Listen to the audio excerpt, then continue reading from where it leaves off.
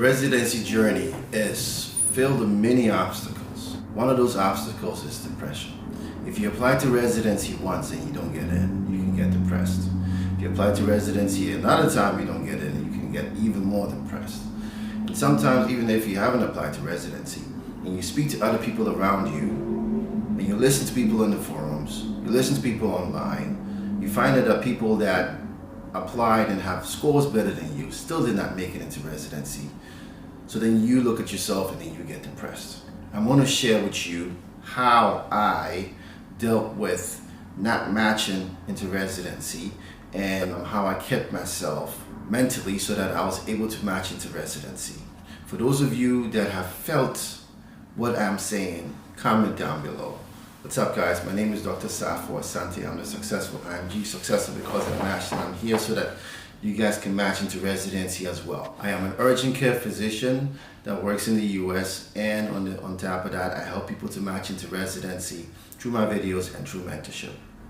Guys, take the time out, hit the like button, hit the subscribe button so that I can make more videos and so that my videos can reach more people like you. So depression. If you don't get into residency once, twice, 3 times, you get depressed. If you speak to other people, you get depressed. No matter where you turn, whatever you do, there is depression lurking around the corner. So how do you navigate this to try to prevent yourself from getting depressed? But before we even get to that, let's talk about why you would get depressed in the first place.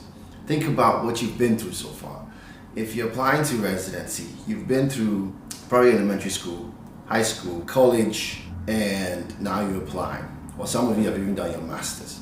And for many of you, that's many years of your life. And on top of that, you've taken tons and tons of exams. And each of those exams, you worked really hard in order to pass them. And then now you're applying to residency and you don't make it in. Or now you're applying to residency in the US, and then you're hearing all these things from other people that are telling you that, hey, you're gonna have a difficult time matching it.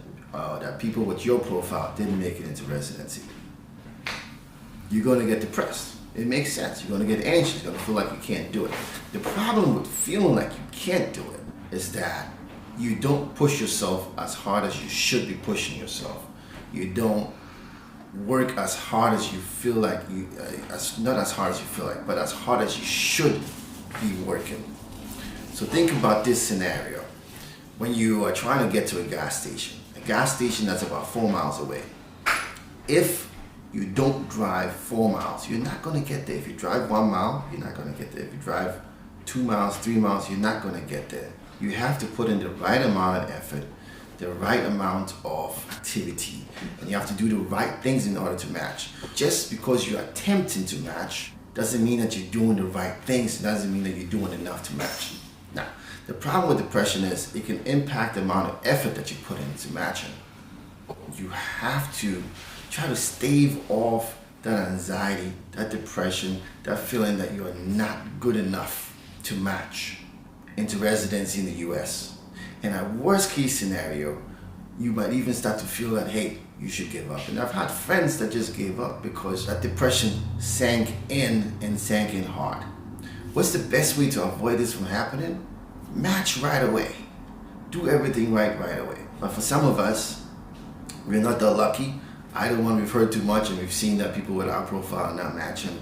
2, we've failed to match once, we failed to match twice, we failed to match 3 times. And depression has sunk in. How do you deal with that? When I applied 3 times and I made it in on the 3rd time. The first time I applied, I felt sad. The second time I applied, I didn't get in. I felt depressed and I started to doubt myself. And I started to have this self-talk that, hey, maybe not good enough. Maybe you should just try something else. And then I started to hear people that were family members, people that were friends, saying that you should consider other options, broaden your options, think about other things. Now, doing this in and of itself distracts you from your purpose. It drew me down and that made me feel even more depressed. Now, the way I dealt with that is I directly attacked those voices that were telling me negative things. I started to use self-affirmations. And in order to have good self-affirmations, you gotta look back at all the things that you have achieved. You have been through medical school. Medical school is very difficult. you've passed your USMLE exams if you're taking this exam. Even if you failed your USMLE exam, you ended up passing it. And that's no easy feat. So you have to look at those things and see that yes, you are worth it. Yes, that you are good enough. Yes, that you can do it. So what I would tell myself is that they don't know who you are. You're not gonna give up. You're gonna try again. You've succeeded in getting to one of the top undergraduate schools in the US. You passed your exams. You went to medical school and you finished medical school. You had a difficult time in some things and you overcame them.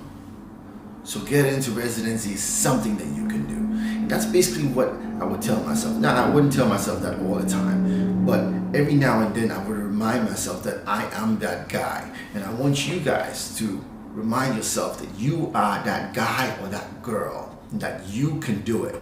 Don't let depression pull you in a direction and make you feel like you're just going to give it a little bit of an attempt. You have to give it a strong, aggressive attempt. Remember the gas station analogy. If you don't drive far enough, you're not going to make it to the gas station.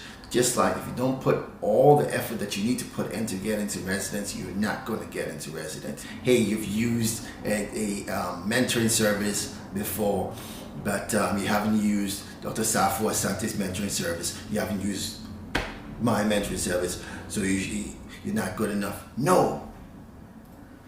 You have to combat those negative self-talks. And it's very important to combat that negative self-talk, because if you don't combat that negative self-talk, like I said, you're not gonna put in the kind of effort that you need to in order to match. And I want you guys to look within yourselves. I want you guys to look back at the things that you've accomplished. You are good enough.